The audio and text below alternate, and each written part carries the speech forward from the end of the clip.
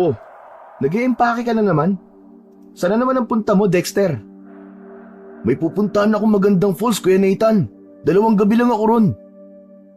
Kasama mo ba si Joseph? Hindi, kuya. Solo traveler muna ako ngayon. Pero kung gusto mo sumama, pwede naman. Para makapagbakasyon ka, kuya. Palagi na lang trabaho ang ginagawa mo eh. Hindi, wag na. Alam mo na wala akong hilig sa pagta-travel eh.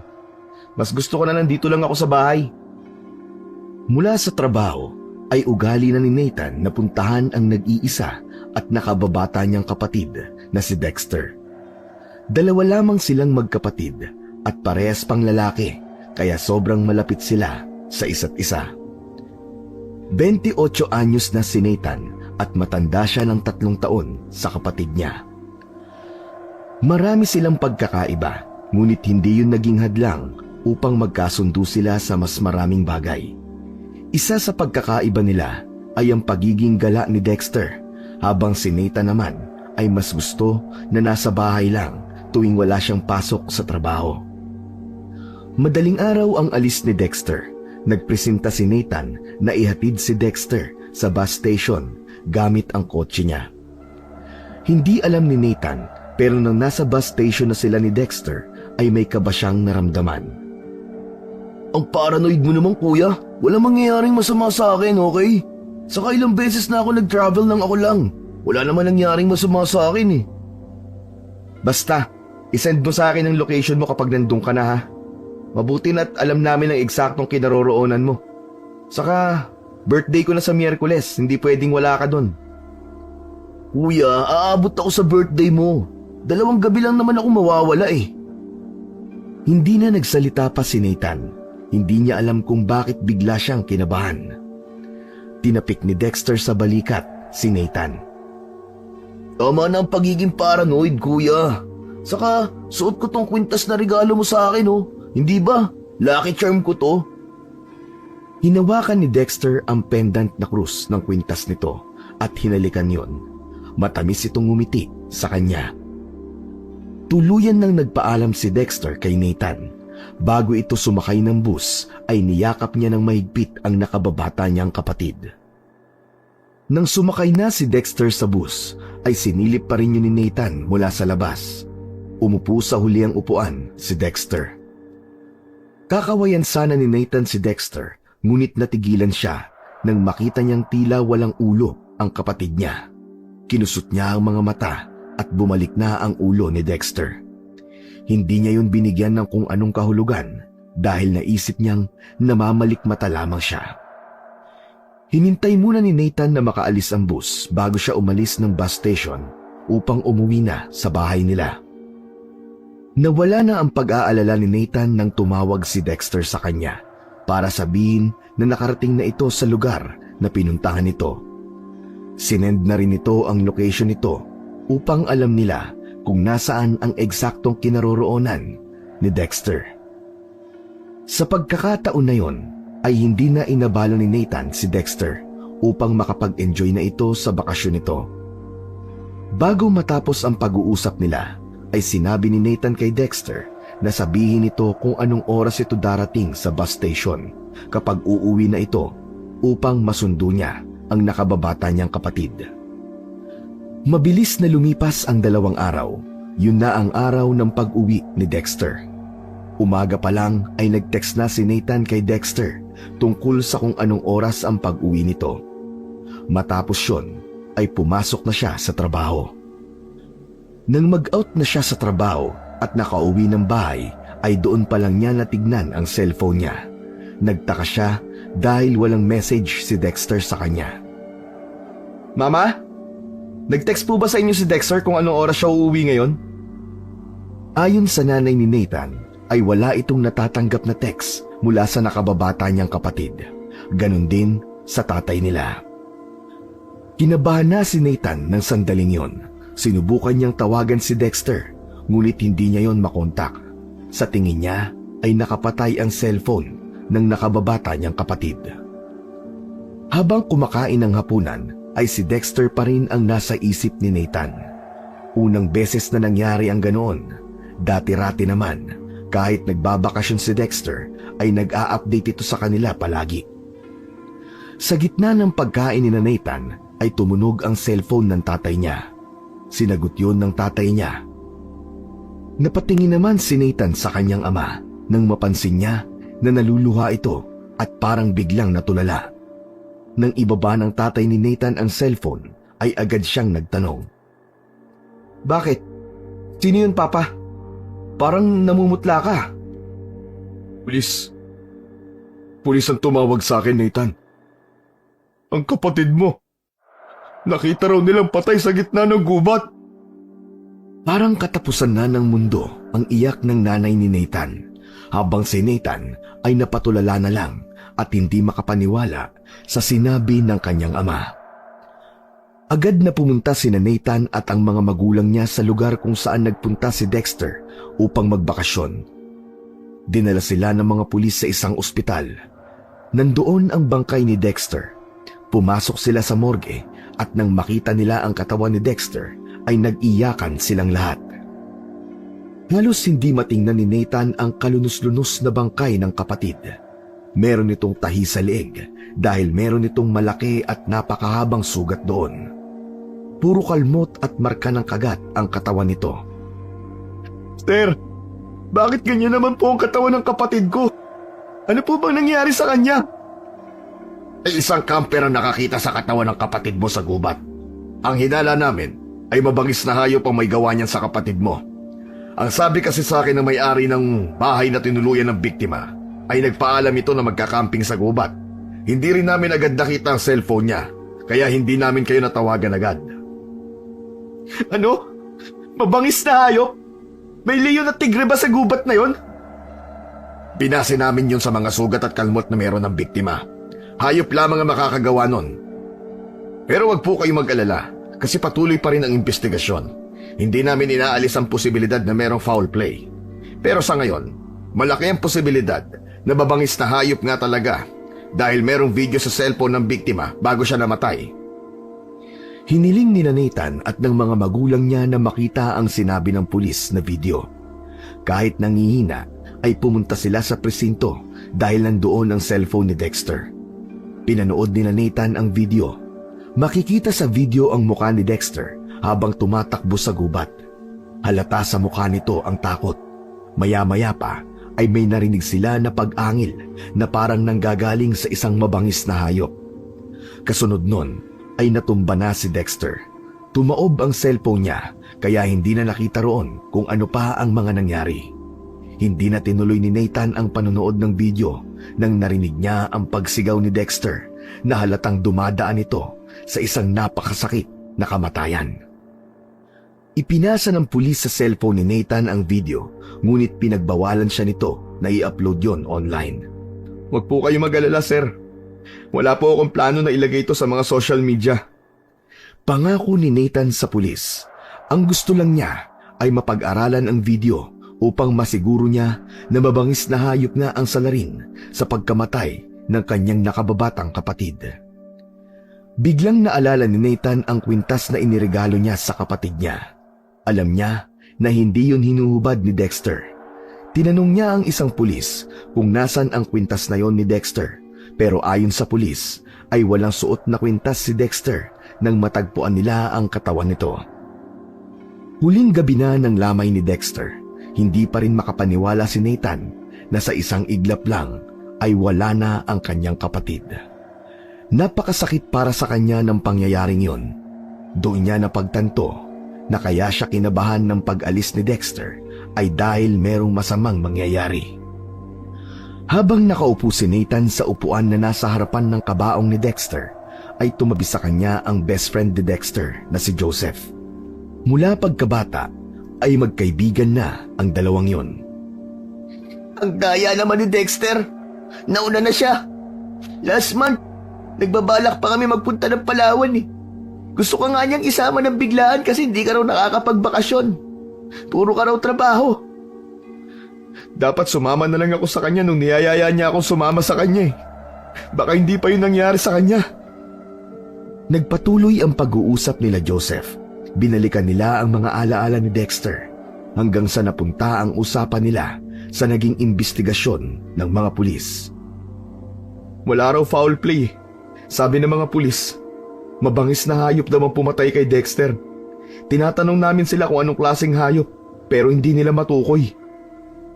Ipinanood ni Nathan kay Joseph ang huling video kung saan nakitang buhay si Dexter. Kinuha na ni Joseph ang cellphone ni Nathan upang mapanood nito ng mabuti ang video. Hanggang sa napansin ni Nathan na pinopost ni Joseph ang video ng paulit-ulit. Nire-rewind niya ito tapos pinopost. Teka, ano bang ginagawa mo dyan? Bakit paulit-ulit mong pinapanood? Para kasing may nakita ko, Nathan eh. Ito, tingnan mo. Parang tao to, di ba? Tingnan mo mabuti.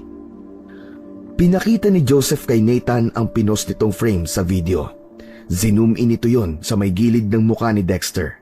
At nang hilakbot siya nang makita niya na may tila anino ng tao ron, merong ulo at braso. Tinawagan ni Nathan ang mga magulang niya kahit ang mga ito ay hindi makapaniwala sa ipinakita nila ni Joseph. Matapos mailibing ni Dexter ay muling dumulog sila Nathan at ang mga magulang niya sa mga pulis. Ipinakita nila ang bulto ng tao sa video, ngunit tila hindi kumbinsido ang mga pulis na tao yon.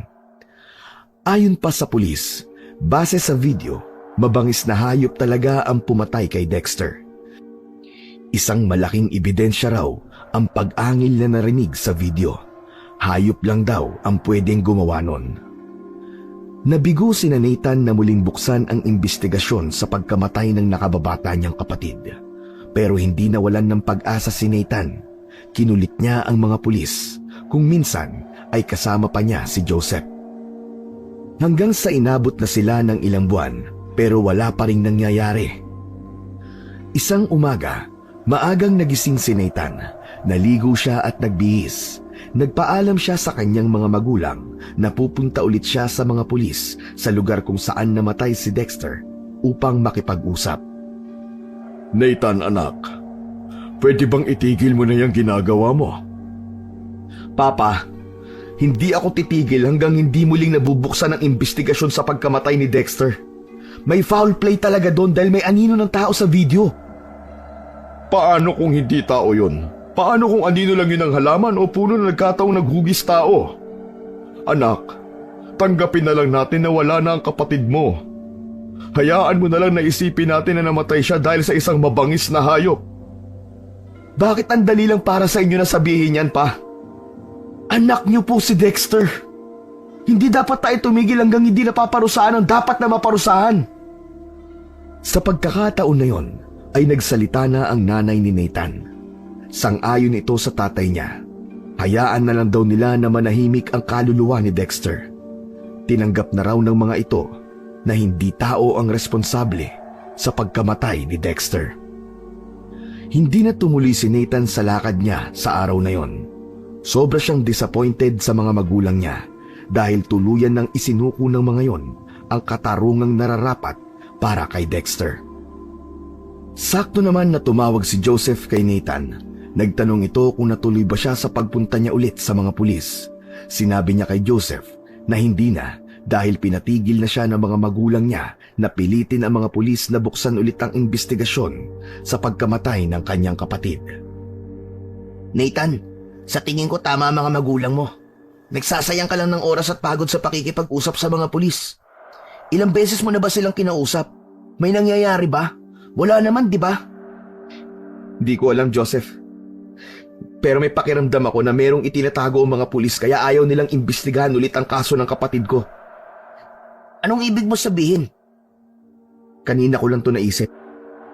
Kung hindi mag-iimbestiga ang mga pulis, ako na ang gagawa nun. Ako na ang maghahanap ng ebidensya na merong foul play sa pagkamatay ni Dexter. Teka. Anong ibig mo sabihin? Ikaw mismo ang pupunta sa lugar kung saan namatay si Dexter para mag-imbestiga? Ganun ba? Malamang. Sa tingin mo ba, makakapag-imbestiga ako kung nandito lang ako at nakaupo at walang ginagawa?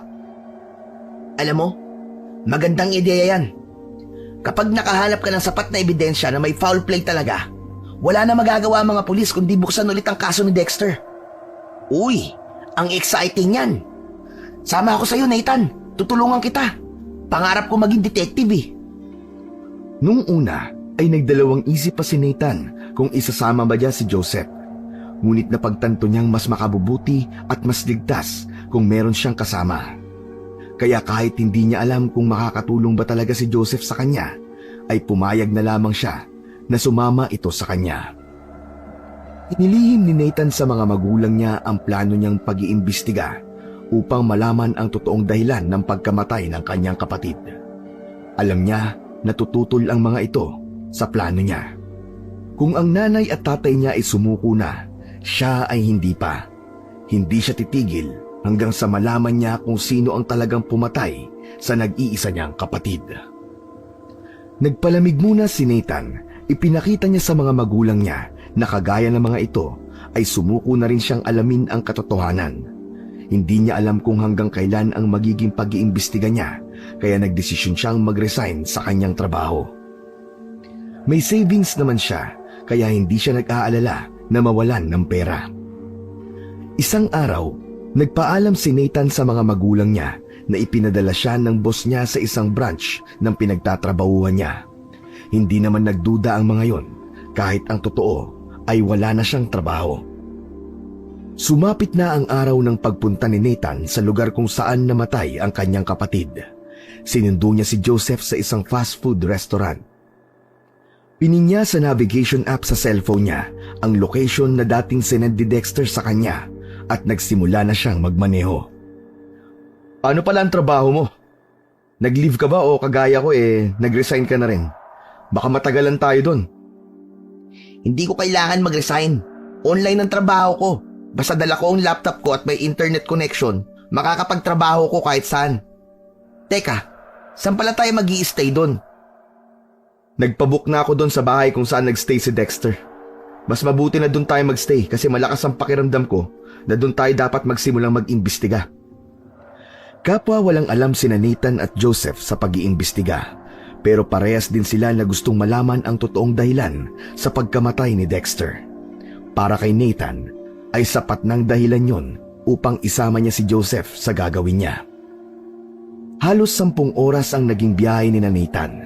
Nang ihinto ni Nathan ang kotse sa harapan ng isang malaking bahay na gawa sa semento, ay ginising na niya si Joseph na naghihilik sa tabi niya. Bumaba na sila at sinalubong sila ng isang matandang lalaki na nagpakilala bilang si Mang Betong. Yun ang caretaker ng bahay na yon. May 4 na kwarto ang bahay na para sa mga bakasyonistang kagaya nila Nathan. May kanya-kanyang banyo ang CR. Meron yung common living room at kitchen. Siniguro ni Nathan na ang kwarto na inupahan doon ni Dexter ang kwarto na tutuluyan nila ni Joseph. Naalala niya nung minsang nag-video call sila ni Dexter na ang kwarto nito ay nasa ikalawang palapag at ang unang pinto doon. Malaki ang kwarto na yon. Merong malaking kama at malaking bintana. Air-conditioned yon. Medyo mahal ang bayad kada araw, ngunit hindi yun problema kay Nathan. Hindi ako makapaniwala na nandito na tayo sa mismong kwarto na huling natulugan ni Dexter. Parang kinikilabutan tuloy ako. Best friend Dexter, huwag ka magpaparamdam sa akin ha. Sa kuya mo na lang. Alam mo naman na matatakotin ako sa multo Loko ka talaga. Pero sana nga, totoo ang multo tapos magpakita si Dexter sa akin. Malay mo, siya na mismo magsabi kung ano ba talaga nangyari sa kanya.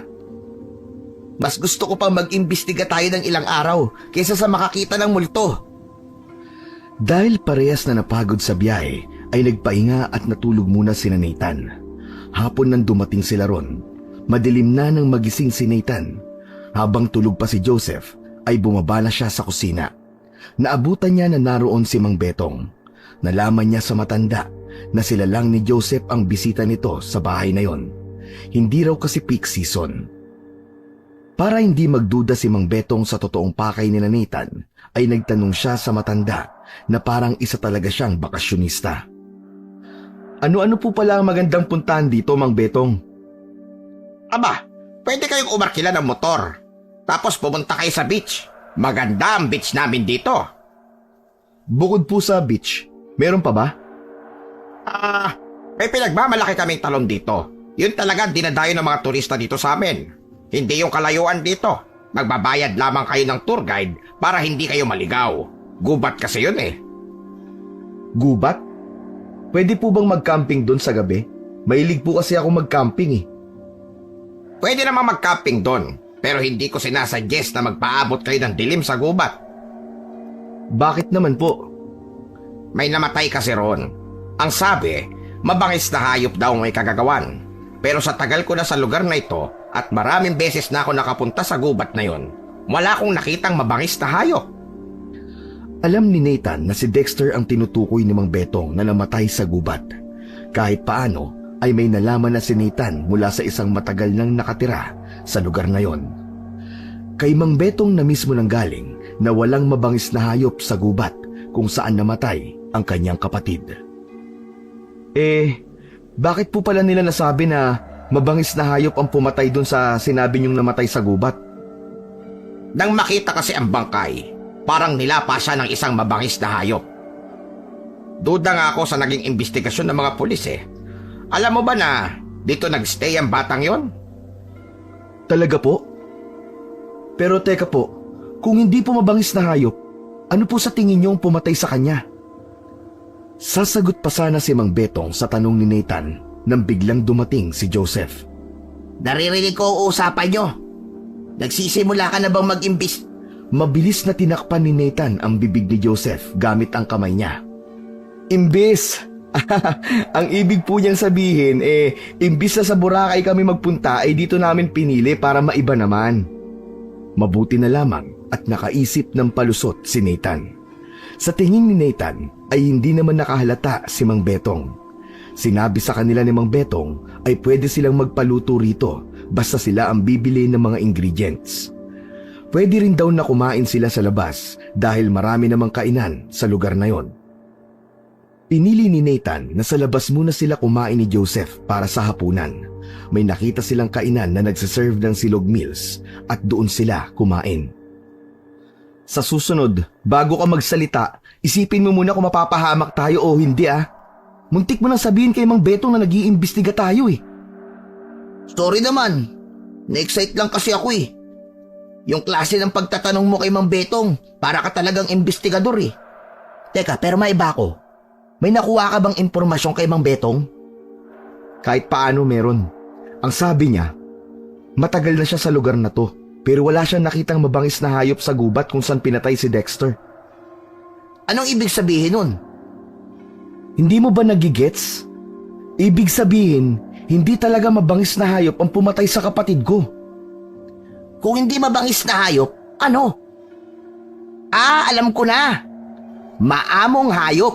O di ba? Hindi mabangis eh, kaya maamo. Napasampal na lamang si Nathan sa sarili nitong noo sa sinabi nun ni Joseph. Alam mo, hindi ko alam kung paano ka naging best friend ng kapatid ko. Matalino si Dexter eh. Pero ikaw, naku po. Ewan ko ba?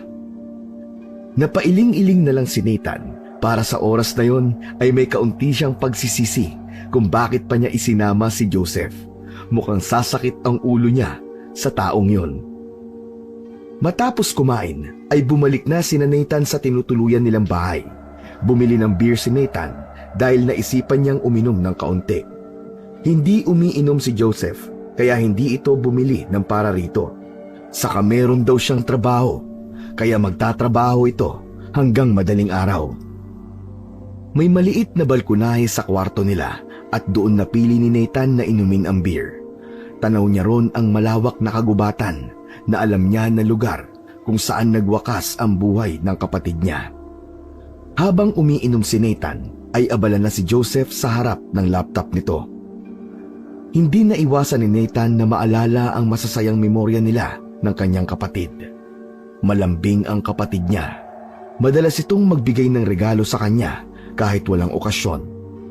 Nung mga bata pa sila, ay silang dalawa ang palaging magkalaro. Ipinagtatanggol din niya si Dexter sa tuwing may nang-aaway dito. Hindi kasi marunong lumaban si Dexter, kaya kahit may umaapi dito, ay tahimik lamang ito. Sorry, Dexter. Hindi man lang kita na ipagtanggol sa pumatay sa'yo. Pero huwag kang mag-alala. Sisiguraduhin ko na magkakaroon ng hustisya ang pagkamatay mo. Hindi ako titigil hanggang sa malaman ko ang totoo. Makalipas ang ilang sandali ay natulog na si Nathan nang maubos niya ang 4 na bote. Nagtatrabaho pa rin si Joseph at ayon dito ay matagal pa ito bago matapos. Hindi alam ni Nathan kung gaano na siya katagal natutulog nang yugyugin na siya ni Joseph. Nathan! Nathan! Huy! Gumising ka! Ano ba? Storbo naman to. Gumising ka muna! Makinig ka! Para may umuungol na mabangis na hayop sa labas. Natigilan si Nathan. Nakinig siya ng maigi sa paligid. Maya-maya pa ay may narinig silang pag-angil na parang mula sa isang mabangis na hayop. Sa labas yun nang gagaling pero malayo. Masyado lang malakas ang pag-angil ng nilalang na yon, kaya naririnig nila. Narinig mo rin ba? Hindi kaya yun ang pumatay kay Dexter? Tumayo si Nathan. Pumunta siya sa balkonahe upang mapakinggan niya ng maayos yung tila mabangis na hayop. Nagulat si Nathan nang tumabi si Joseph na merong hawak na baril. Uy! Ano yan? Bakit may baril ka? For protection. Dinala ko to kasi di natin alam kung anong mangyayari. Mabuti na ang sigurado. Saka may lisensya naman to eh. Nakakuha ka ng lisensya para dyan? Hindi ako. Sa tatay ko. Siya ang may lisensya na gumamit nito. Pero hayaan mo na. At least, meron tayong magagamit in case of emergency. Naisip ni Nathan na tama si Joseph. Hindi sila sigurado sa panganib na maaari nilang kaharapin sa mga susunod na araw. Mabuti na kahit papaano ay meron silang magagamit upang ipagtanggol ang kanilang mga sarili. Hindi na muling narinig ni Nathan ang pag-angil ng pinaghihinalaan nila na mabangis na hayop. Yung narinig natin kanina, kagaya siya nung nasa video ni Dexter. Kaya nga eh. Pero hindi ba? Ang sabi ni Mang Betong ay walang mabangis na hayop sa lugar na to. Eh ano yun? Hindi ko rin alam. Kaya nga tayo nandito eh, para alamin kung ano ba talaga ang nilalang na yun. Kinaumagahan ay muling kinausap ni Nathan si Mang Betong. Tinanong niya ang matanda na baka meron itong alam kung saan sila pwedeng umarkila ng motor dahil balak nilang magpunta sa beach. Kailangan gawin yun ni Nathan upang magmukha talaga silang turista at hindi magkaroon ng duda si Mang Betong. Tinamaan ni Mang Betong sina Nathan at Joseph sa kakilala nitong nagpapaarkila ng motor. Habang naglalakad sina Nathan ay napansin niya ang ganda ng lugar na kinaroroonan nila. Ang ganda pala talaga dito sa inyo, Mang Betong, no? Halatang maayos ang pamamalakad ng gobyerno dito. Lahat ng ito, si Mayor Tony ay may gawa. Simula nang siya naging mayor dito sa amin, ay talagang gumanda itong lugar namin. Kahit paano ay marami ng turista na nagpupunta. Hindi kagaya nung dati. Kitang-kita naman po na ginagawa ng maayos ng mayor niyo ang trabaho niya at tungkulin niya. Malaking tulong talaga si Mayor Tony dito. Dahil sa napalago niya ang turismo dito, marami sabi na nagkaroon ng trabaho at pagkakakitaan. Ay oo nga pala, naalala ko na balak niyo mag-camping sa gubat. Bago kayo makapag-camping doon, ay kukuha muna kayo ng permit kay Mayor Tony. Nasa munisipyo lamang siya. Kung wala, puntahan niyo sa may bahay niya. Ituturo ko sa inyo ang bahay niya kasi madadaanan natin yon. Maya-maya pa ay nadaanan nila ang bahay ni Mayor Tony. Isa yung malaking bahay na may mataas na pader. Sa gate lang nila nakita yung mismong bahay. Ayon kay Mang Betong, mabait si Mayor Tony, kaya wag silang matatakot kapag kukuha sila ng permit kapag naisipan na ni Nathan na mag-camping sa gubat. Ang yaman pala ng mayor dito, no, Mang Betong?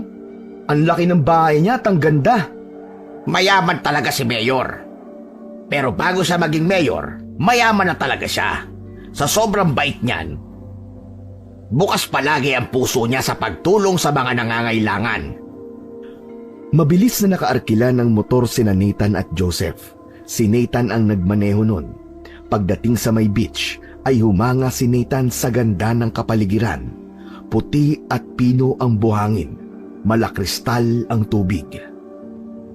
Akala ko ba, nandito tayo para mag-imbestiga, Nathan? Kung palagi tayo mag-iimbestiga at magtatanong-tanong, makakahalata si Mang Betong na wala tayo rito para magbakasyon. Baka isumbong pa tayo nun sa mga pulis eh. Sa bagay, may point ka. Ano nga pala ang susunod mong plano?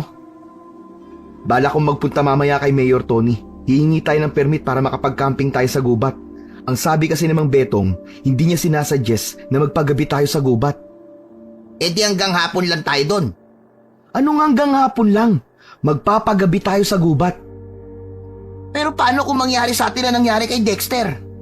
Dalawa tayo. Mag-isa lang nun si Dexter. Isa pa, sa gubat talaga tayo mag-iimbestiga kasi doon namatay si Dexter, di ba? Malakas ang kutob ko na meron tayong makikitang ebidensya doon na hindi nakita ng mga pulis. Okay lang kung ayaw mong sumama. Kaya kong mag-isa yun. Kahit natatakot ako, sasama ako sa'yo, Nathan. Para sa best friend kong si Dexter. Sa totoo lang, nagpapasalamat si Nathan na si Joseph ang naging best friend ng kapatid niya. Kahit minsan ay may pagkaslow ito, masasabi naman niya na totoong kaibigan ito. Para ipahamak nito ang sarili niya, isa yung indikasyon na pinapahalagahan talaga ni Joseph ang pagkakaibigan nila ni Dexter. Hindi nagtagal sina Nathan at Joseph sa beach. Umalis din sila roon makalipas ang ilang oras. Dumiretso sila sa Municipal Hall. Ngunit ayon sa nakausap nila doon, ay wala raw si Mayor Tony. May sakit daw ito, kaya naroon ito sa bahay niya. Palabas na ng munisipyo sina Nathan nung makuha ng pansin niya ang mga litrato ng mga tao na nakapaskil sa bulletin board. 5 picture ng tao ang naroon at lahat ng yun ay nawawala. Mula sa munisipyo ay nagpunta sina Nathan sa bahay ni Mayor Tony. Nagdoorbell si Nathan at isang babaeng kasambahay ang nagbukas ng gate sa kanila. Nang sabihin ni Nathan ang pakay nila, ay walang pagdadalawang isip na pinapasok sila ng kasambahay. Pinaupo sila sa may sala. Iginala ni Nathan ang mga mata sa kabuuan ng bahay. Napakaganda nun sa loob. Nasabi na niya sa kanyang sarili na talagang ubod ng yaman si Mayor Tony. Sandaling umakyat ang kasambahay sa ikalawang palapag ng bahay upang tawagin ang mayor. Nang bumalik ang kasambahay ay sinabi nito na sila na ang pumunta sa opisina ni Mayor Tony dahil hindi ito makababa. Masama raw ang pakiramdam ng mayor.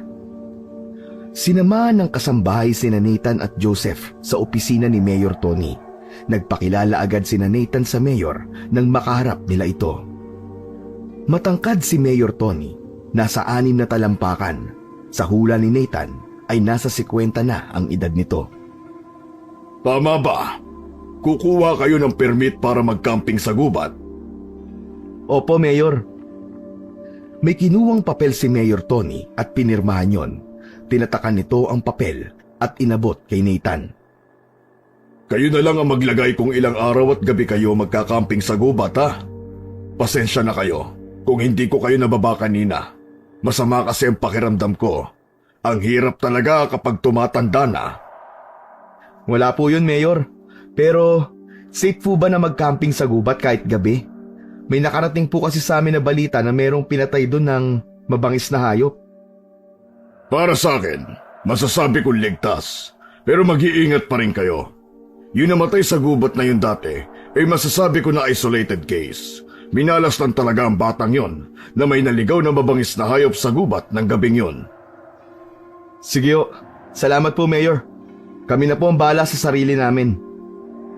Nilisan na ni Nathan at Joseph ang bahay ni Mayor Tony. Habang naglalakad sila pabalik sa tinutuluyan nilang bahay, ay nagsalita si Joseph. Mukhang walang anak si Mayor, no? Paano mo naman nasabi? Hindi mo ba nakita yung painting sa office niya? 2 lang sila ng babae sa painting. For sure, asawa niya yun. Hindi ko na napansin. Hindi naman yun makakatulong sa pag-iimbestiga natin eh. Ay, bukas pala. Magka-camping tayo sa gubat. Dalhin mo yung baril mo ha. Kailangan natin yun. Lagi kong dala yun. Kahit nga ngayon, dala ko eh. Itinaas ni Joseph ang laylayan ng t-shirt nito. Nakaipit sa pantalon niya ang baril. Pwede bang wag mong ilagay yan dyan? Magdala ka ng bag tapos doon mo ilagay. Mamaya biglang pumutok yan eh. Tamaan pa yung ano mo eh. Yang ka na naman eh. Tigil-tigilan mo na nga yung pagka-paranoid mo, Nathan. May safety lock to, kaya safe din ang ano ko. Puro ka talaga kalokohan eh. Naalala ko tuloy bigla si Dexter. Palagi niya rin sinasabi na paranoid ako. Pero yun nga, i-ready na rin natin mamayang gabi ang mga gagamitin natin sa camping. May dala akong tent. Wow ha! Talagang ready ka talaga ha! Nang sumunod na umaga, ay umalis na sina Nathan ng bahay ni Mang Betong upang mag-camping sa gubat. Nagpaalam naman sila kay Mang Betong upang alam nito kung saan sila pupunta. Iminungkay ni Mang Betong na bago sila magpunta sa gubat ay puntahan muna nila yung magandang talon. Iisa lang naman daw ang daan papunta ron. Kumuha ng tour guide sina Nathan na siyang nagdala sa kanila sa talon. May mangilan-ngilang tao ang naroon nang magpunta sila. Nasabi ni Nathan na hindi na siya nagtataka kung bakit nais puntahan ni Dexter ang talon na yon. Sadyang napakaganda ng talon. Pakiramdam niya ay sobrang lapit niya sa kalikasan. Wala silang ibang naririnig kundi ang malalakas na pagbagsak ng tubig at ang mga huni ng ibon sa paligid. Nag-enjoy muna sina Nathan at Joseph sa paglangoy sa malinaw na tubig sa talon. Doon na rin nila kinain ang baon nilang pagkain. Pagsapit ng tanghali ay tinanong sila ng tour guide kung meron pa silang gustong puntahan. Gusto po sana namin mag-camping sa gubat, kuya. May spot ba kayo na maire-recommend sa amin? Ayon sa tour guide, ay meron itong maibibigay na magandang spot sa kanila. Sinamahan sila ng tour guide papasok sa nasabing gubat. Halos kalahating oras din silang naglakad bago nila narating ang lugar na sinabi ng tour guide sa kanila. Tinulungan pa sila nitong mag-set up ng tent at mag-ayos ng mga gamit nila. Pwede rin daw sila kumuha ng mga tuyong kahoy sa paligid upang makapag-bonfire sila kapag sapit ng gabi. Umalis na ang tour guide nang makapagbayad sila rito. Sinabi ni Nathan na alam na nila ang daan pabalik kaya hindi naman daw sila maliligaw. Malamig ang paligid dahil maraming puno roon. Nang gubami na, mas na-appreciate nila Nathan ang kinatatayuan ng tent nila. Napapalibutan kasi yun ng matataas na puno. Sa gitna ng mga puno ay nakikita nila ang langit na puno ng mga bituin. Nagluto na sina Nathan ng hapunan nila ni Joseph, habang si Joseph naman ay umalis upang maghanap ng mga kahoy na gagamitin nila sa bonfire. Maya-maya pa ay kumakain na silang dalawa. Sobrang tahimik ng paligid. Mabuti na lang ay kumpleto sila sa gamit. Meron silang higaan, emergency light at power bank. May signal din doon kaya pagkatapos nilang kumain ay nakapagtrabaho pa si Joseph. Maglalakad-lakad lang ako sandali ah. Okay ka lang bang mag-isa dito? Mo naman ngayon pa naisipang maglakad-lakad, pambihira ka naman oh. Kung kailan nagtatrabaho ko, iiwan mo talaga ako mag-isa rito? Maghahanap ako ng ebidensya. Aalamin ko yung eksaktong lokasyon kung saan pinatay si Dexter. Ngayong gabi na talaga? Madilim na. Bukas na lang. May flashlight akong dala. Saka bakit ba ayaw mong maiwan dito na mag-isa? Malamang natatakot ako. May baril ka naman ah. Saka kung sakaling may mapansin kang kakaiba sa paligid, tawagan mo kagad ako. Wala nang nagawa si Joseph para pigilan si Nathan sa gagawin niya. Iniwan na ni Nathan si Joseph at naglakad-lakad siya habang may dalang flashlight. Hindi napigilan ni Nathan na maging emosyonal ng sandaling yon. Pakiramdam niya ay nilalakaran niya ang lupa kung saan pinatay ang kapatid niya. Makalipas ang ilang minutong paglalakad ay may narinig siyang pag-angil na tila nanggagaling sa mabangis na hayop. Kinabahan si Nathan. Pinatay niya ang flashlight at nagtago siya sa isang makapal na halaman. Pinakiramdaman niya ang buong paligid. Lalabas na sana si Nathan sa pinagtataguan nang makarinig siya ng kaluskos sa kung saan, hanggang sa may nakita siyang tao na naglalakad papalapit sa direksyon niya. Madilim kaya hindi niya makita ang muka ng taong yon. Inihanda ni Nathan ang kanyang sarili. Nang tumapat ang lalaki sa halaman na pinagtataguan ni Nathan, ay naramdaman niya na merong tumutulong tubig sa mukha niya. Umasim ang mukha niya nang maamoy niya na mapanghe ang tubig. Agad siyang lumabas ng pinagtataguan niya. Binuksan niya ang flashlight at itinutok yon sa taong inihian siya. Laking gulat niya nang nakita niya si Joseph. Sa inis ni Nathan ay namura niya ng malutong si Joseph.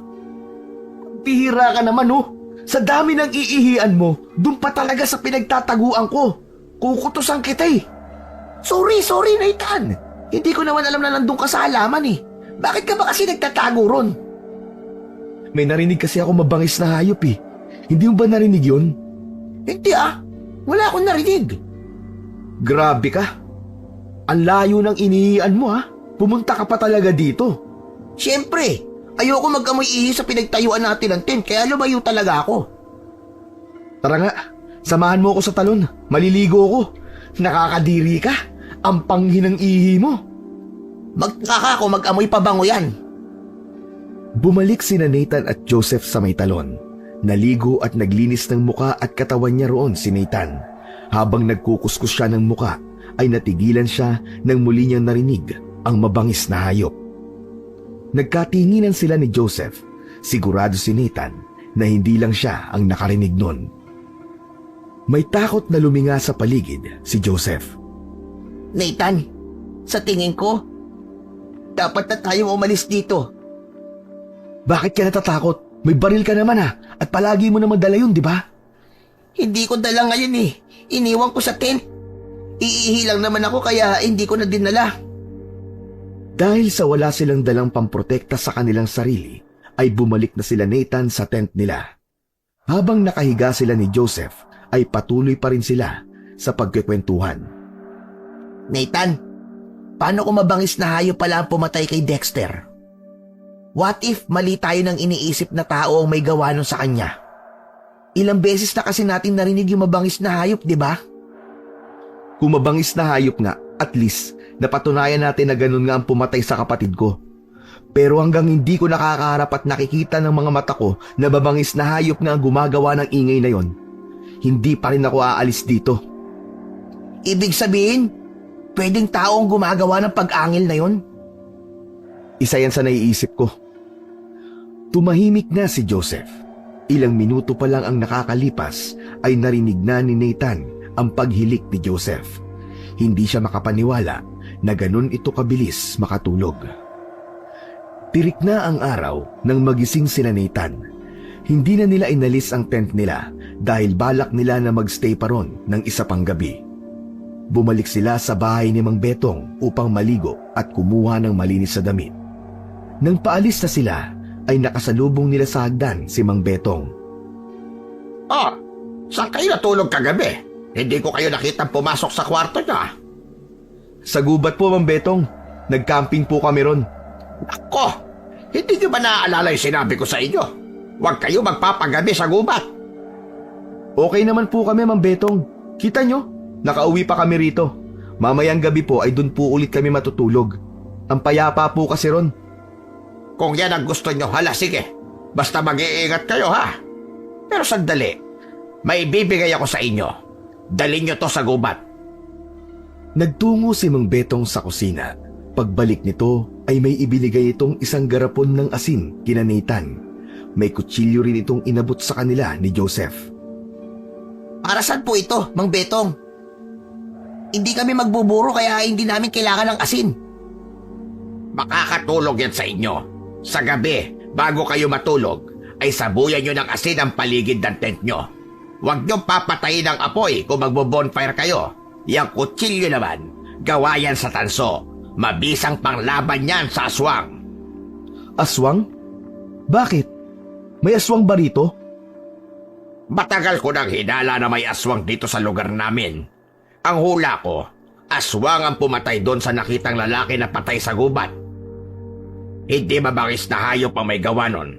Isa pa, kung pupunta kayo sa munisipyo, makikita nyo na nakalagay doon ang mga mukha ng mga taong nawawala sa lugar na ito. Lahat sila nagpunta sa gubat at hindi na nakita pa. Lahat sila turista na kagaya nyo. Nakita ko nga po yun sa munisipyo. Kaya kung hindi kayo mapipigilan na magpagabi sa gubat, sundin nyo mga sinabi ko kaysa magsisi kayo sa huli. Hindi ko nga alam kay Mayor Tony kung bakit pinapayagan niya na may mag-camping pa sa gubat kahit marami na ang nawawala roon.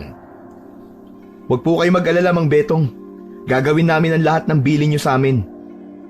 Mang Betong, maraming salamat po ah. Mahinang tinapik ni Nathan sa balikat si Mang Betong, saka sila umalis ni Joseph. Tinanggap na rin nila ang asin at kutsilyo na ibinigay nito sa kanila. Nagtungo sila sa bayan upang bumili ng pagkain at iba pa nilang mga kailangan sa pagkakamping. Habang nagmamaneo si Nathan pabalik sa bahay ni Mang Betong, ay napansin niya ang katahimikan ni Joseph. Tila napakalalim ng iniisip nito. Huy, ang tahimik mo Joseph ah. Hindi ako sanay. Iniisip ko kasi yung sinabi ni Mang Betong eh. Paano kung aswang pala talaga ang hinahanap natin? Hindi ba mas delikado yun? Nakakatakot kaya ang aswang? Kakainin tayo nun. Pambihira ka. Ang laki-laki mo na, naniniwala ka pa rin sa aswang? Oo naman. Lumaki ako sa probinsya kaya naniniwala ako sa mga ganyan-ganyan. Ikaw ba? Sa ngayon, hindi ko pa alam. Saka na ako maniniwala kapag nakita ko na ng harapan yung aswang na sinasabi ni Mang Betong. Sa bagay, nandito na rin lamang tayo. Alamin na natin ang totoo, di ba? Saka sa tingin ko, mapoprotektahan tayo ng mga binigay ni Mang Betong saka ng baril ko. Humarada si Nathan sa harapan ng bahay ni Mang Betong. Umalis na kagad sila roon ni Joseph upang bumalik sa gubat. Pagbalik nila sa tent, ay kumpleto pa rin ang mga gamit nila. Habang maliwanag pa, ay naisip ni Nathan na ikutin nila ni Joseph ang gubat sa pagbabakasakali na meron silang makikitang ebidensya sa pagkamatay ng kapatid nito. Sa paglalakad nilang dalawa, ay may nakita si Nathan na pulang likido sa isang puno. Inamoy niya ang likido at nalaman niya na dugo yun. Agad niyang tinawag si Joseph upang ipakita yon. Dugo ba yan? Oo, dugo nga ito. Hindi kaya dugo yan ni Dexter? Pambihira, paano magiging dugo ni Dexter yan? Hindi mo ba nakita na medyo sariwa pa? Hindi kaya totoong sinabi ni Mang Betong na merong aswang dito sa gubat? Nathan, umalis na tayo rito. Baka tayo na ang sumunod sa mga nabiktima ng aswang na yun. Ayoko mapaskil ang picture ko dun sa bulletin board sa munisipyo. Sandali. Akala ko ba sinabi mo sa akin na nandito na rin tayo kaya alamin natin ang totoo? Para ka pang action star nang sabihin mo yun eh. Sinabi ko ba yun? Ay, ewan ko sa'yo. Hindi na kita maintindihan kung matapang ka ba talaga o duwag ka, Joseph. Tumahimik si Joseph nang sabihin yun ni Nathan. Maya-maya pa ay sinabi nito na mas mabuti kung tumawag sila ng mga pulis upang alamin kung bakit may dugo sa puno. Tinutulan yun ni Nathan. Sa tingin niya ay walang maitutulong ang mga pulis sa kanila pagdating sa bagay na yon. Sinabi niya kay Joseph na itutuloy nila ang orihinal nilang plano. Nakakalap sila ng maraming ebidensya na hindi mabangis na hayop ang pumatay kay Dexter. Kapag mas maraming ebidensya, naniniwala si Nathan na wala nang magagawa ang mga pulis kundi muling magkaroon ng investigasyon. Kinuhanan ni Nathan ng litrato ang dugo na nakita nila sa puno. Naglakad-lakad pa sila ng ilang minuto pero wala na silang nakitang kakaiba sa paligid. Masyadong malawak ang gubat kaya hindi nila yon kayang malibot sa loob lamang ng maghapon. Bumalik na sina Nathan at Joseph sa tent nila nang medyo dumidilim na. Nagluto na sila ng hapunan nila. Aminado si Nathan na may takot siyang naramdaman nang makakita sila ng dugo sa puno. Malakas din ang pakiramdam niya na hindi yung dugo ng hayop, kundi ng tao. Nang tuluyan ng kumalat ang kadiliman sa paligid, ay nagsaboy na ng asin sa paligid ng tent si Nathan at Joseph. Hinayaan din nila na may apoy ang bonfire nila. Hindi nila kinalimutan ang lahat ng sinabi ni Mang Betong. Hindi man lubusang naniniwala si Nathan na merong aswang doon, ay mas mabuti na ang makinig sila kay Mang Betong kesa sa magsisi sila sa huli.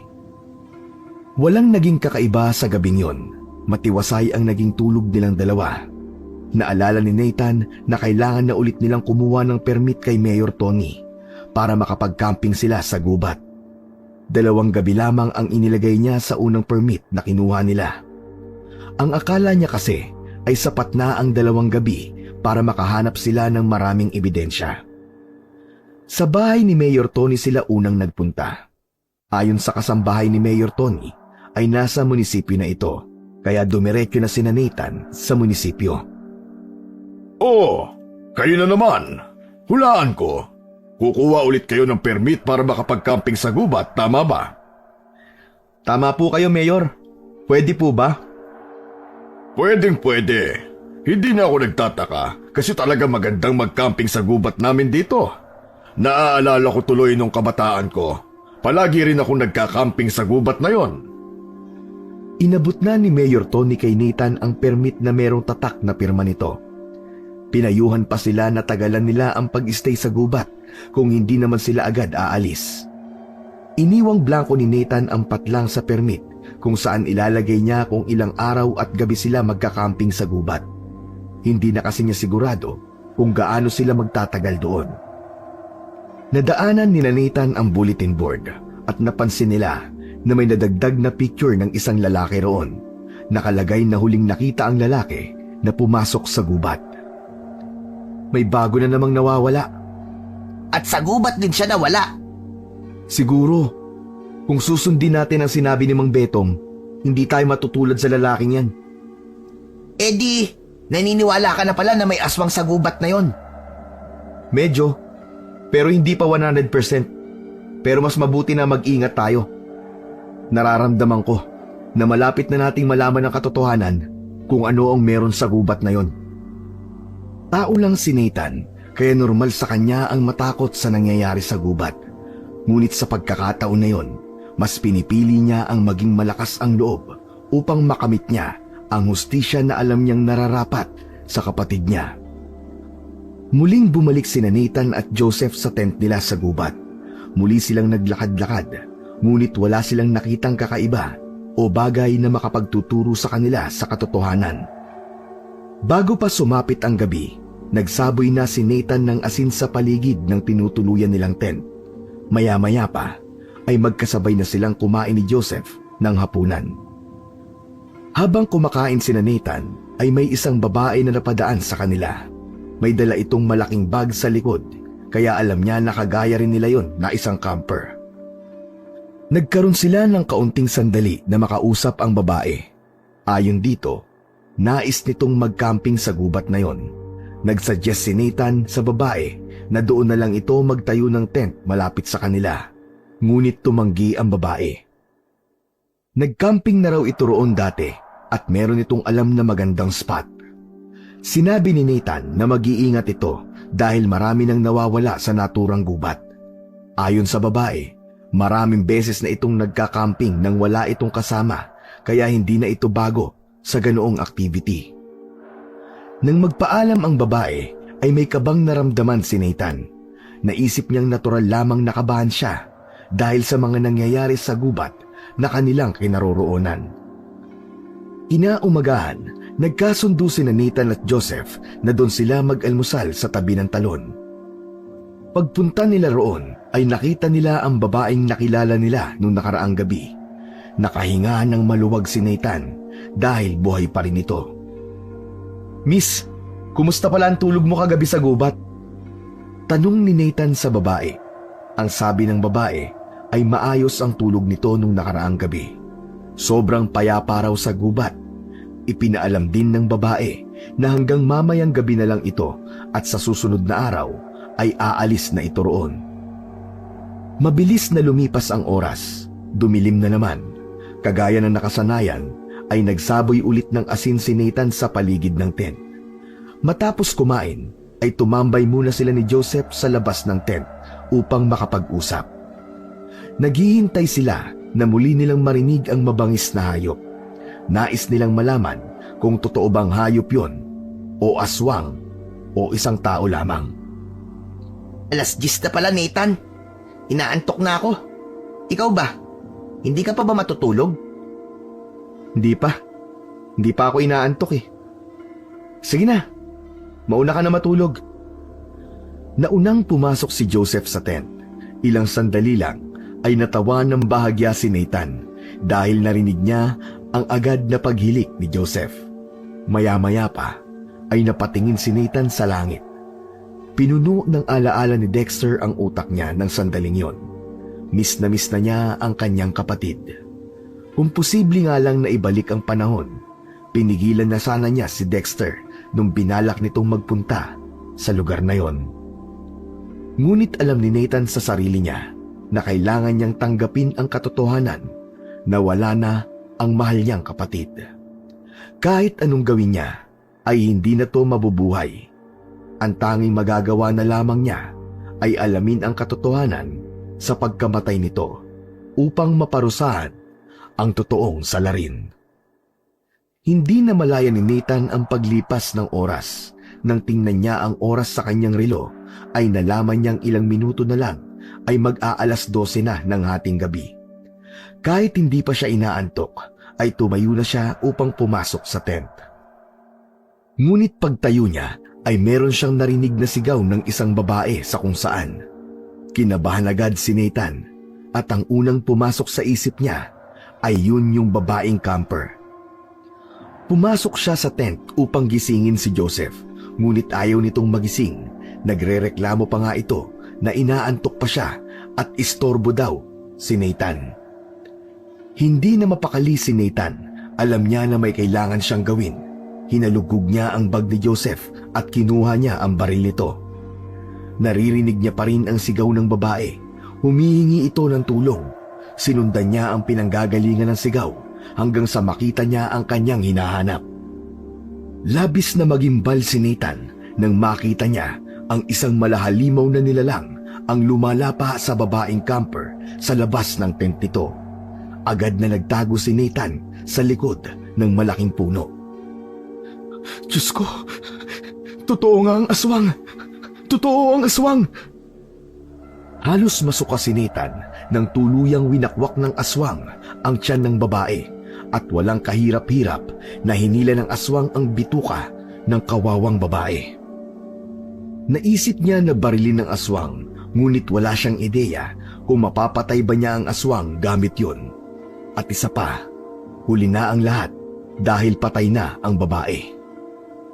Nang mga sandaling yon, inisip muna ni Nathan ang pansarili niyang kaligtasan. Labag man sa kalooban niya na iwanan ang babae, ay mas inisip niya na kailangan niyang mabuhay. Tulala si Nathan nang makabalik sa tent.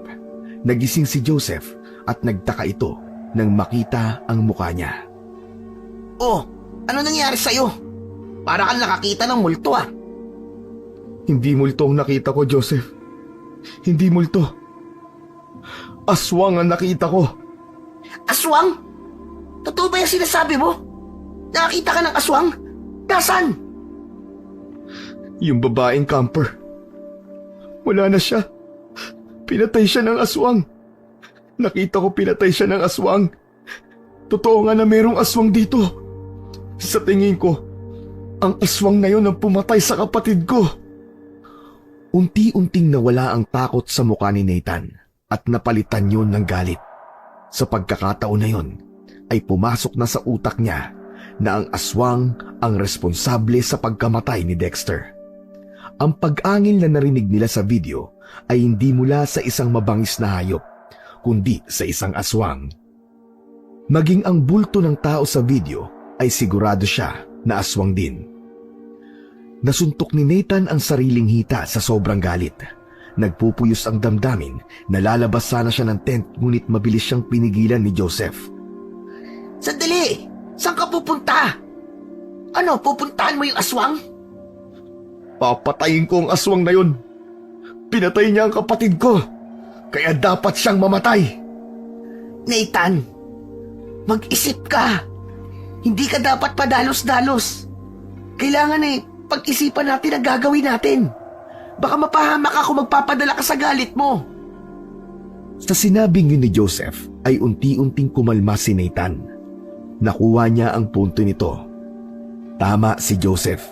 Ang pagpatay sa isang nilalang na kagaya ng isang aswang ay dapat na pinagpaplanuhan ng mabuti. tuluyan na siyang kumalma, ibinalik niya kay Joseph ang baril nito. Pagsapit ng umaga ay magkasamang pinuntahan ni Nathan at Joseph ang pinagtayuan ng tent ng babaeng camper. Laking gulat nilang dalawa dahil wala na roon ang tent ng babae. Teka, sigurado ka ba na dito nagtayo ng tent yung babae na yon? Oo, sigurado ko. Yung punong yun, doon ako nagtago kagabi. Nagtatakang luminga-linga sa paligid si Nathan. Kung titingnan, ay walang bakas doon na merong nangyaring karumal-dumal na patayan nung nakaraang gabi. Napakalinis ng paligid. Ngunit sigurado siya na doon niya nakita ang tent ng babae at ang babae habang kinakain ito ng aswang. Nathan, sandali. Halika, tingnan mo to. Lumapit si Nathan kay Joseph. May itinuro ito sa lupa. Meron dong bakas ng gulong ng sasakyan. Isang indikasyon yon na merong sasakyan na nagpunta sa lugar na yon. Ibig sabihin yan, may sasakyan yung aswang? Posible, Joseph. Pero posible na meron tumutulong sa kanya. Pero sino naman? Hindi ko alam. Ayoko munang dagdagan ng nasa utak ko ngayon. Wala akong ibang gusto, kundi ang mapatay ang aswang. Kailangan nating humingi ng tulong kay Mang Betong. Agad na nagpunta sina Nathan sa bahay ni Mang Betong. Mabuti na lang at naabutan nila ito dahil paalis ito. Pupunta raw ito ng bayan dahil meron itong mga kailangang bilhin. Hindi na nag-aksaya ng oras sina Nathan. Sinabi na agad ni Nathan kay Mang Betong ang nakita niyang pagpatay ng isang aswang sa isang babaeng camper. Sinabi din niya na nagtataka sila ni Joseph dahil nang balikan nila ang tent ng babae ay wala na ang tent doon. Wala ring bakas ng dugo. Parang walang nangyaring pagpatay sa lugar na yon. Kung ganon, tama nga matagal ko nang hinala. May aswang sa gubat na yon. Hindi ko lang yon sinasabi sa iba dahil alam kong pagtatawanan lamang nila ako. May isa pa po kaming hinala, Mang Betong. Sa tingin ko po, may tumutulong po sa aswang. Siguro, siya ang naglilinis sa mga dugo sa lugar kung saan pinapatay ng aswang ang mga biktima niya. Mang Betong, gusto sana naming malaman kung paano patayin ng aswang. Sandaling tumahimik si Mang Betong bago ito muling nagsalita. Kilalang manunugis ng aswang ang lolo ko nung nabubuhay pa siya. Isa sa mabisang paraan upang mapatay ang aswang ay ang mapigilan siyang makabalik sa bahay niya hanggang sa sumikat ang araw. Paano po namin malalaman kung saan po ang bahay ng aswang? Kailangan niyo siyang masugatan ng matindi. Kapag nasusugatan ng isang aswang, babalik siya sa bahay niya upang magpagaling. Mabilis lang gumaling ang sugat niya kapag nandun siya sa bahay niya. Kung gabi pa, malaki ang posibilidad na lumabas siya ulit, lalo na kung hindi pa siya nakakakain ng tao. Kung ganon, kailangan namin malaman kung saan nakatira ang aswang. Kailangan namin gumawa ng paraan para hindi siya makabalik hanggang sa mag-umaga. Ganon na nga. Kung ganon, tulungan mo kami, Mang Betong. Tulungan mo kaming patayin ng aswang sa gubat. Pasensya na kayo, matanda na ako. Hindi ko kayang ilagay ang sarili ko sa panganib. Kung gusto niyong patayin ng aswang, ay kayo na lang. Pero bakit ba ganyan na lang katindi ang kagustuhan niyong patayin ng aswang na yon? Hindi naman kayo taga rito Dahil ako po ang kapatid ng bangkay na nakita sa gubat. Yung sinabi niyo po na dito tumuloy sa bahay niyo, kapatid ko po siya. Gusto ko pong ipaghiganti ang kamatayan niya at sigurado ko na ang aswang na yon ang pumatay sa kanya. Bumakas ang gulat sa mukha ni Mang Betong. Pero sa kabila ng isiniwalat ni Nathan, ay hindi pa rin nila nagawang isama si Mang Betong sa pagpatay sa aswang. Alam ni Nathan na malaki ang maitutulong ni Mang Betong sa kanila kung sasamahan sila nito, ngunit ayaw naman niya itong pilitin na gawin ang isang bagay na labag sa kalooban nito. Nirespeto ni Nathan ang desisyon ni Mang Betong. Nagkasundo si Nathan at Joseph na mamayang gabi na nila papatayin ang aswang.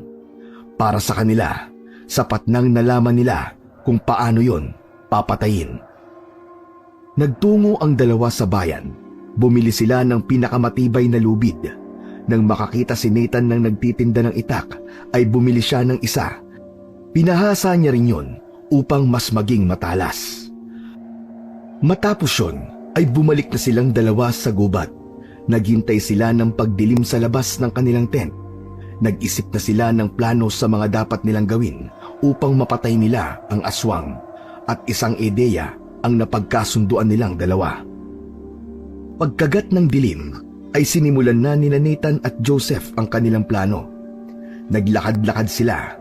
Nagpunta sila sa lugar kung saan nakita ni Nathan na pinatay ng aswang yung babaeng camper. Sumandal na si Joseph sa isang puno. Itinali ito ni Nathan doon. Ang plano nila ay gawing pain si Joseph sa aswang. Kailangan muna nila itong mapalabas sa bahay nito upang magawa nila ang susunod nilang hakbang. Nathan, pwede bang ikaw na lang ang itatali? Parang natatakot ako eh. Ito na napagkasunduan natin kanina, di ba? Ang tapang-tapang mong nagpresenta kanina tapos bigla kang aatras. Basta, huwag mong hihigpitan ng pagkakatali ah. Yung makakawala ka agad ako. Akong bahala, hindi kita ipapahamak. Matapos na maitali ni Nathan si Joseph, ay nagtago na siya sa isang malaking puno. Malapit lang siya kay Joseph. Sumenya siya kay Joseph na simulan na nito ang pagsigaw. Sumigaw ng sumigaw si Joseph. Nakikiramdam naman si Nathan habang hawak niya ang itak. Malikot ang mga mata niya dahil may pakiramdam siya na maa-attract ng sigaw ni Joseph ang aswang. Maaaring sumulpot yon anumang sandali. Ngunit halos isang oras na ang nakakalipas na malat na si Joseph sa kakasigaw, ngunit wala pa ring aswang na dumarating. Alam ni Nathan na napapagod na si Joseph. Nathan, wala bang plan B? Mukhang dito gagana eh. Natigilan bigla si Joseph nang may kumaluskos sa mga halaman sa unahan nito. Napatingin doon si Nathan. Mula sa halaman ay lumabas ang aswang. Meron yung malaki at mabalahibong katawan. Namumula ang mga mata nun at nanlilisik. Nakatingin ang aswang kay Joseph na para bang isa yung masarap na putahe. Kitang-kita ni Nathan ang takot sa mukha ni Joseph habang unti-unting lumalapit ang aswang dito. Sige lang, lumapit ka lang, kainin mo ko. Masarap ako. Dali, lumapit ka sa akin. Malakas na umangil ang aswang. Bigla itong tumakbo papunta kay Joseph. Isang malakas na sigaw ang kumawala sa bibig ni Joseph. Yun na ang naging hudyat ni Nathan upang lumabas sa pinagtataguan niya. Sumugod siya sa likod ng aswang. Bago pa tuluyang malapitan ng aswang si Joseph, ay akmang tatagain niya ito gamit ang itak. Pero tila naramdaman ng aswang ang presensya niya, kaya lumingon ito sa kanya. Bago pa man mataga ni Nathan ang aswang, ay nahawakan na nito ang talim ng itak. Mahigpit yung hinawakan ng aswang na para bang hindi yun nasasaktan kahit may dugo nang tumutulo sa kamay nito. Mabuti na lang ay nakawala si Joseph sa pagkakatali. Inilabas nito ang kutsilyong gawa sa tanso at paulit-ulit nitong sinaksak sa likod ang aswang. Napasigaw ang aswang sa labis sa sakit. Nabitiwan nito ang itak ni Nathan. Sinamantala ni Nathan ang pagkakataon at malakas niyang tinaga sa braso ang aswang. Malakas na humampas kay Joseph ang malaking braso ng aswang. Tumalsik ito at nagpagulong-gulong sa lupa. Bigla namang tumakbo palayo ang aswang. Tutulungan sana ni Nathan si Joseph, ngunit pinigilan siya nitong gawin yon. Huwag mo na akong intindihin. Yung aswang, habulin mo siya. Kailangan mo malaman kung saan ang lungga niya. Sigurado ka, Joseph? Oo, bilisan mo. Mabilis na hinabol ni Nathan ang aswang. Tinahak niya ang direksyon na pinuntahan nito. Tanging itak lang ang dala niya. Malayo na ang aswang kay Nathan, ngunit natatanaw niya pa rin yon. Hindi niya inalis ang kanyang mga mata sa aswang.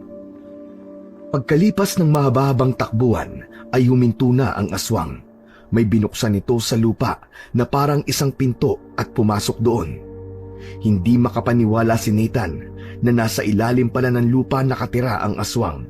Kaya naman hindi na nakapagtataka na walang makakakita rito. Muling nagtago si Nathan sa isang makapal na halaman. Nakatingin lang siya sa pinasukan ng aswang. Gaya ng sinabi ni Mang Betong, may posibilidad na lalabas pa ang aswang. Wala pa itong nabibiktimang tao, kaya sigurado siya na lalabas ulit ito kapag napagaling na nito ang mga sugat niya. Matyagang nagbantay si Nathan. Makalipas ang mahigit 1 oras ay lumabas na ang aswang. Tumakbo ito palayo sa direksyon ni Nathan. Naghintay pa siya ng ilang minuto bago niya nilapitan ang bahay ng aswang. Nang tingnan niya ang binuksan ng aswang sa lupa, ay nalaman niya na gawa sa isang matibay na kahoy ang pinto.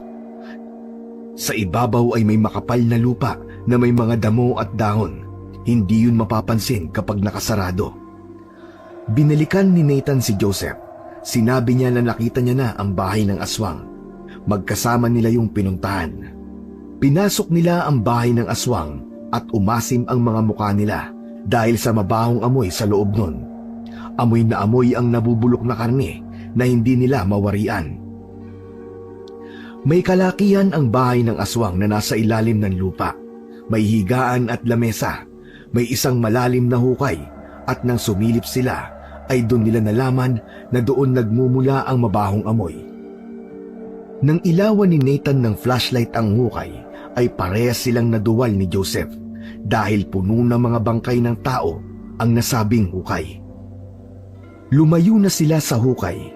Tiningnan ni Nathan ang mga gamit na naroon. May nakita siyang kahon sa ilalim ng kama. Nang buksan niya ang kahon, ay tumambad sa kanya ang iba't ibang mga gamit. May cellphone, may alahas, may keychain at kung ano-ano pa. Ngunit ang isang bagay na pumukaw sa kanya ay ang isang kwintas. Kinuha ni Nathan ang kwintas at may luhang naglandas sa magkabila niyang pisngi. Teka, kay Dexter ang kwintas na yan ah. Saan mo nakita? Dito sa kahon ng aswang. Sa tingin ko, kumukuha siya ng isang gamit sa mga biktima niya para gawing trophy. Kung ganon, ang aswang na yun ang pumatay kay Dexter? Gawin na natin ang susunod nating plano. Lumabas sina Nathan at Joseph sa bahay ng aswang. Binuhusan nila ng asin ang paligid ng pintong pinasukan ng aswang. Gumawa si Nathan ng loop gamit ang lubid. Inilagay niya yun sa tabi ng pinto at tinabunan niya ng mga tuyong dahon. Nagtago sila ni Joseph sa makapal na halaman kung saan siya nagtago kanina. Mahigpit naman na hawak ni Nathan ang dulo ng lubid. Matyagang naghintay doon sina Nathan. Wala silang nasa isip kundi ang mapatay ang nasabing aswang. Hindi na makapaghintay si Nathan na mangyari yun. Dahil para kay Nathan, walang karapatang mabuhay ang mga ganong uri ng aswang sa mundo. Kung hahayaan pa nila yung mabuhay, marami pang tao ang matutulad kay Dexter at sa mga biktima nito. Ilang oras na ang lumipas pero hindi pa rin bumabalik ang aswang. Inabot na sila ron ng 4:00 ng umaga. Maya-maya pa ay naalerto sina Nathan at Joseph nang makarinig sila ng kaluskos mula sa kung saan. Mas lalong humigpit ang pagkakahawak ni Nathan sa lubid nang makita nila ang aswang na naglalakad pabalik sa bahay nito. Sa tingin nila ay meron itong naging biktima dahil puno ng dugo ang mga kamay, bibig nito. Huminto ang aswang ng akmang papasok na ito sa bahay nito. Alam ni Nathan na nakita nito ang asin sa paligid ng pintong pinapasukan niya. Galit na sumigaw ang aswang. Nagwala ito na akala mo'y isang batang naglulupasay. Wala na. Evicted na siya sa bahay niya ngayon. Nakatingin lang si Nathan sa paa ng aswang.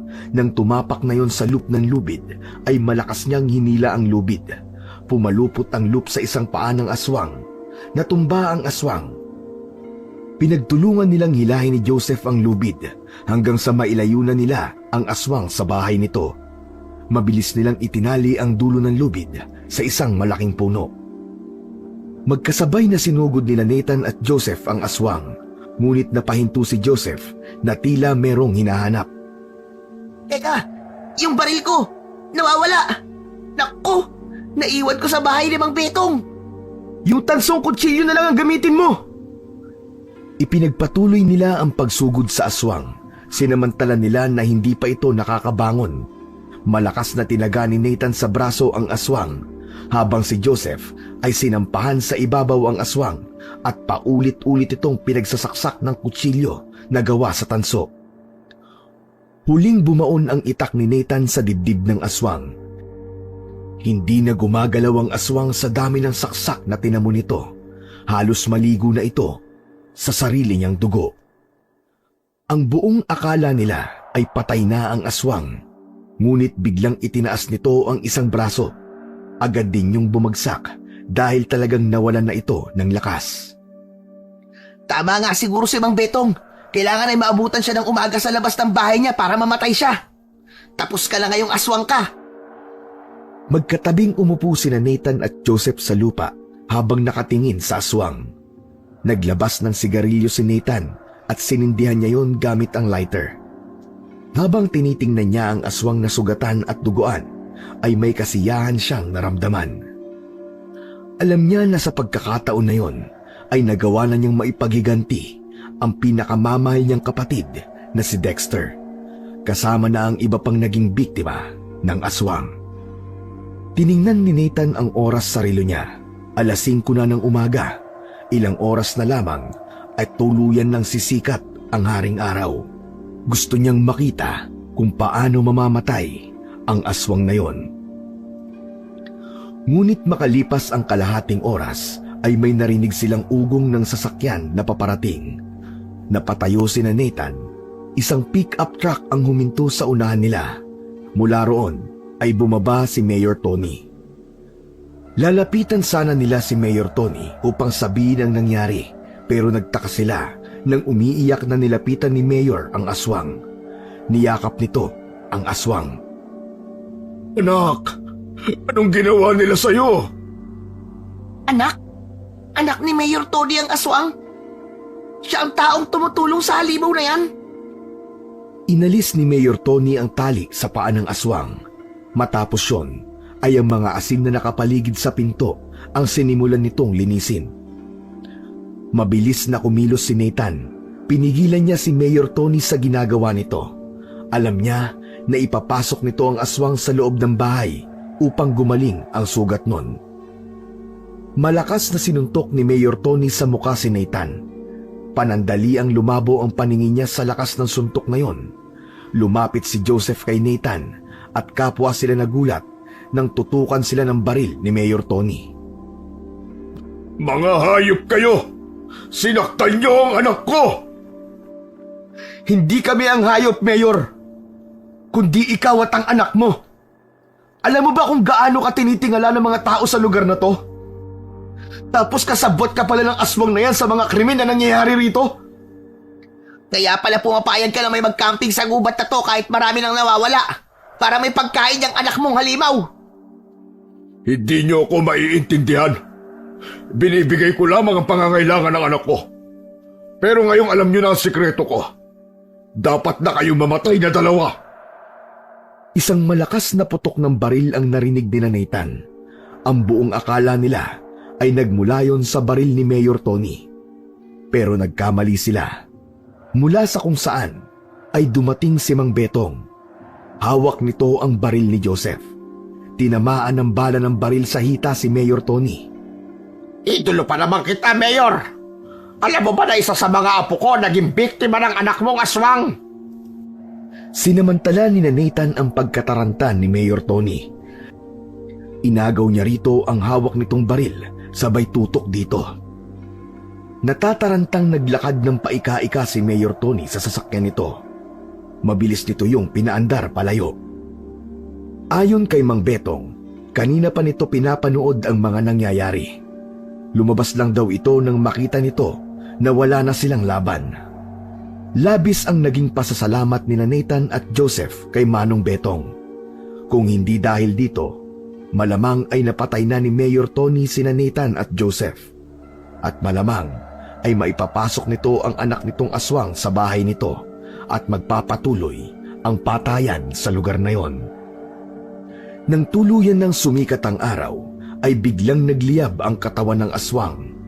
Sigaw ito ng sigaw.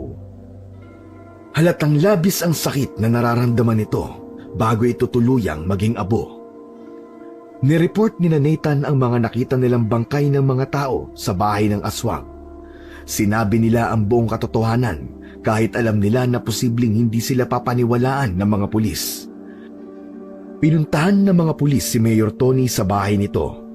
Ngunit ayon sa misis nito ay nagmamadaling umalis si Mayor Tony at hindi nito alam kung saan yun pupunta. Tinanong ng mga pulis ang asawa ni Mayor Tony kung meron ba itong alam tungkol sa anak na aswang ng mayor. Umamin ang asawa ni Mayor Tony na meron itong alam. Ayon dito ay nagkaroon noon ng kabit si Mayor Tony. Nabuntis nito ang kabit niya na huli na nilang nalaman na isa palang aswang. Sa pagkakaalam daw ng asawa ni Mayor Tony ay inilayo na ng mayor ang anak nito nang malaman itong aswang din yon. Wala raw itong kaalam-alam na nandoon lang pala sa lugar na yon ang anak ng mayor at pumapatay ng mga tao sa gubat. Masayang bumiyahe si Nathan at Joseph palayo sa lugar na yon.